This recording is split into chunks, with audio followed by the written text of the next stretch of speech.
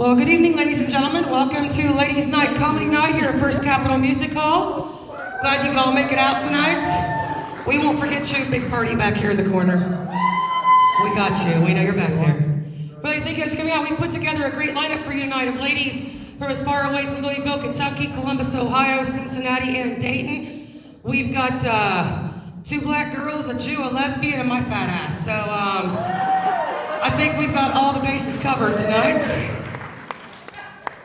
Yes, I had a hair appointment today, but I decided to cancel it because of time. Ladies, anybody here suffer with the curly hair affliction? Other than my sisters? Not at all? Yeah, it sucks. I let my hair dry the other day. I look like I'm standing on a rock with Simba up in the air, facing the sun and singing some Bad Elton John song. So that's why I have the ponytail in tonight. I wanted to look good for you, but it didn't happen. My apologies. The ladies over here on this side, I think they all know what I want to talk about next. I joined a gym a month ago.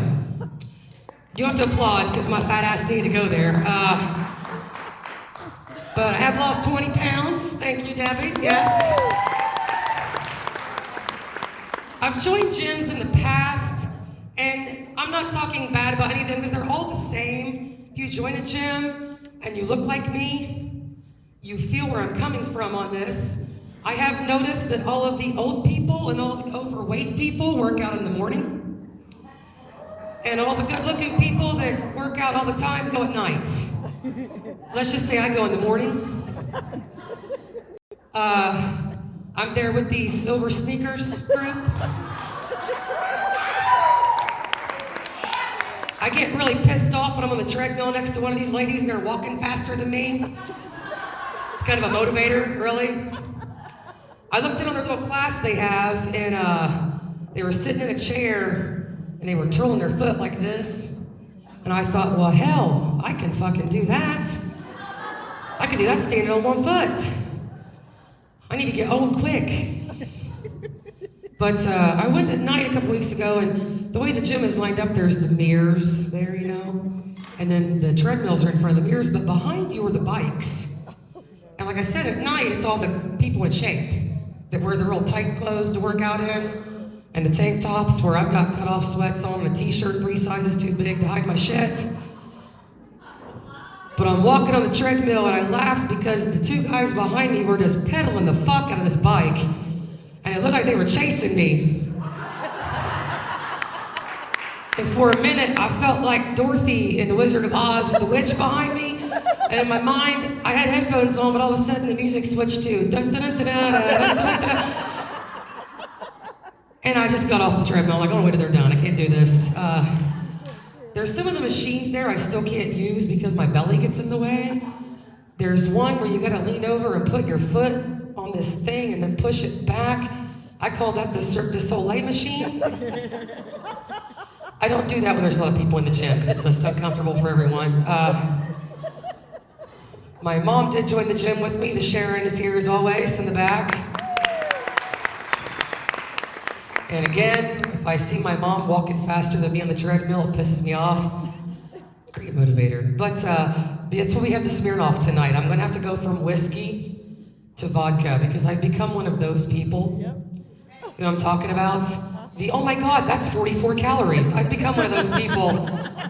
Like, I can't eat that. That's a beer. I can't do that. But my whiskey is 65 calories a shot. The OJ Chaser makes it 110.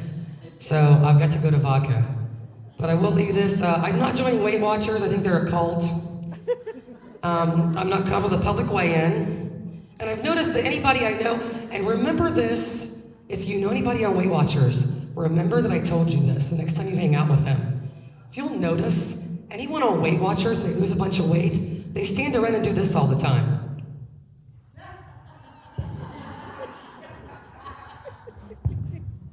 I don't know if they're, like, you know, when you're missing a leg and you think it's still there, I don't know if they're rubbing it because they think their rolls are still there or what, but quit doing that. And one final thing before I bring your first lady up.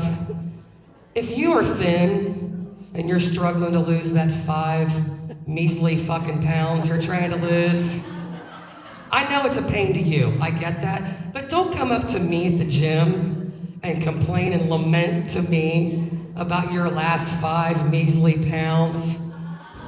Because I could take a good shit when I get home and still lose your 5 fucking pounds.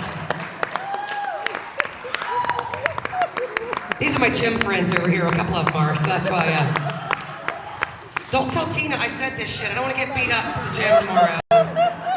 She's big and she'll hurt me. I don't want her to do that. She's musky. Yeah, she'll whip my ass. Okay, ladies, are you ready for your first comedian tonight, ladies? And the 3 gentlemen that are here. Thanks for showing up. This first young lady hails from Columbus, Ohio. I've performed with her several times. She was a finalist at the Columbus Funny Bone competition last year. She is an Army veteran. She'll tell you more about that. But ladies and gentlemen, please give it up for my good friend, Ms. Leslie Battle.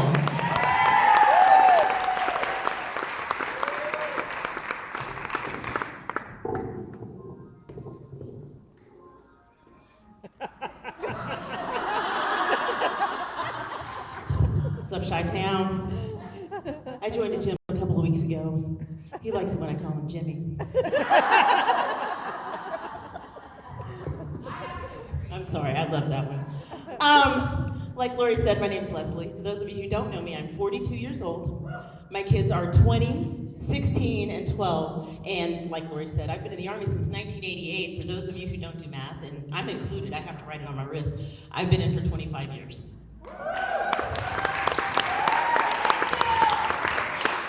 And if you would, please, another round of applause for my friends that didn't actually shoot because they keep my ass alive. I'm just saying, one team, one fight. That's how we do it. But I gotta tell you, it's really fun being a military parent, because especially when I was going through that thing with my oldest and he was doing that whole puberty lost his damn mind thing, I had really creative ways that I could threaten his ass. You know? Because, like, he would be tripping on me or whatever, and I'm like, okay, son, really? You remember that video of me shooting a grenade launcher? I know where the kill zone is. Come home late again. Try me. Just this once. Just this once. But you know, being in the military has been a very positive experience for me. The military has taught me some very important things, like how to do a proper push-up, or how to think strategically, or how not to get pissed off when I see another chick in the same outfit as me. Because it happens a lot.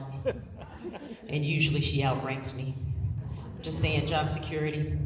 But, you know, I've been single now for 3 years. I've been divorced. Actually, I've been divorced twice, which tells you just how good my man picker is. And what's really interesting about that is, you know, sometimes I kind of lament the whole thing about being single or whatever. And then one day I realized, you know, maybe I should just kind of rethink the way I present myself to guys, because probably the scariest thing to a man is knowing that his woman is combat trained and still gets her period. Just saying, I saw a dude in Walgreens once and I was in the feminine hygiene aisle, he was like, punk. Run, everybody, run.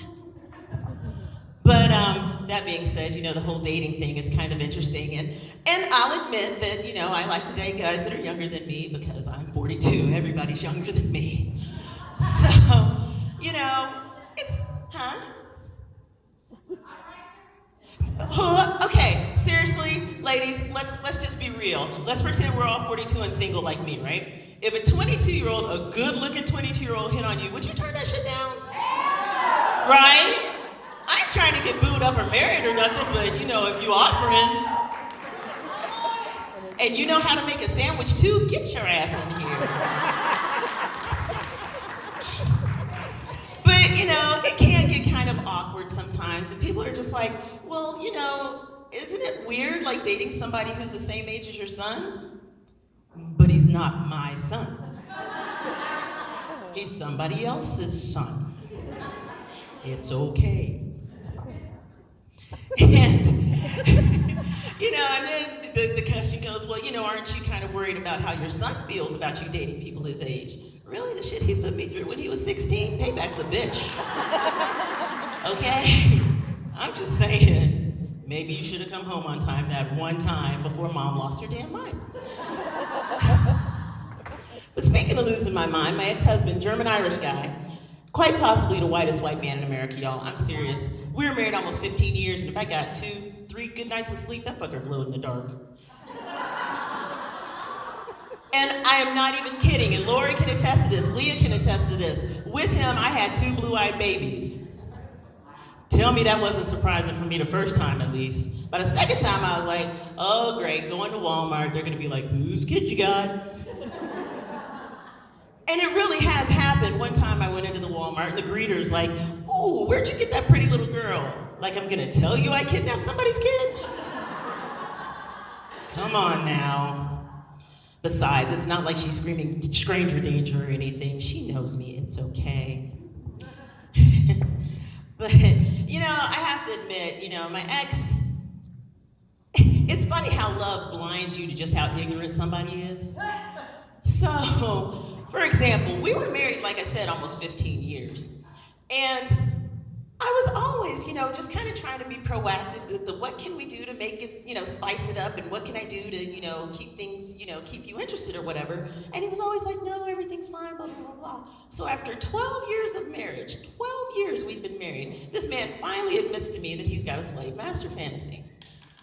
Really genius? I figured that out when you married the black chick.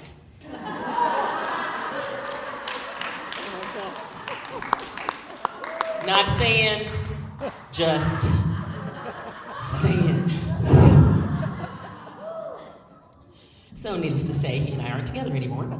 But it's really funny though, because now that he and I are divorced, I find myself with like white people problems. No offense to y'all, y'all can kind of relate to this. Like, I'm the one who pays child support, and I know, right? I was sitting there scratching my head for like 6 months and finally was like, well, shit, they don't even give me time to see it. It just comes right out that check. But it's really frustrating because being in the military, you know, I am around so many men. And so many times they're just like, are you sure you're not the dude? Well, my gynecologist could attest to, but yeah, the rest of the stuff that's going on leaves me a little confused. But, geez, so there's only like a few fellas in here tonight, huh? Let's hear it for the guys who were brave enough to come out here in the estrogen bath. Because we know how we intimidate guys. It always cracks me up. People, I talk to my male friends about me being single, and they're just like, well, you know, you can be a little intimidating. Let me get this straight. You're 6'4", weigh 240, you played a quarter of football on a broken ankle, but I'm intimidating. Squirrel. Well, Chillicothe, thank you very much for your time. I had a great time. Enjoy the rest of the show. And here's your host, Miss Lori Graves. Ladies and gentlemen, one more time, Ms. Leslie Battle. Thank you, girl. Always funny. Yes, I'm glad she did